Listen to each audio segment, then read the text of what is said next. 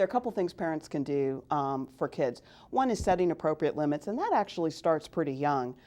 Being able to say, these are my expectations for your behavior, and when you don't follow through on those expectations, there's a consequence. When you run into the street, you don't get to play outside in the yard the rest of the day. We'll try again tomorrow. As you're a teenager, if you don't meet your curfew, there's a consequence for that. You also can teach kids how to deal with stress appropriately. So when kids come home from school and say something like, this teacher gave me a bad grade, instead of rushing down to the school and saying, well, my gosh, you give my kid another grade, is engage the child in a discussion of how should we go about solving this? What are some things you can do? If kids come home and like, I'm depressed because my friends teased me, you can sort of talk about what are some ways that you deal with that emotion when you're depressed, when you're angry.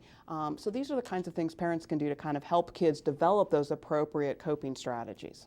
And if you see your child continue to have problems, I think consulting a professional can always be a really good strategy, because there are times for teenagers in particular that it can be difficult to talk with a parent.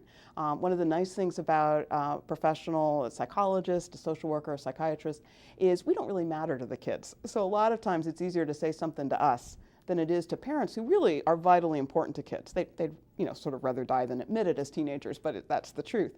And so we can sometimes help kids cope with those, develop additional coping strategies, identify some of the stressors, and work with the families in finding solutions. Because sometimes you're right, life problems can be overwhelming sometimes, the whole family can be under stress sometimes, and rather than have your kid act out in a way that's dangerous or harmful in the end, it makes sense to get help when you start to recognize that there's a problem.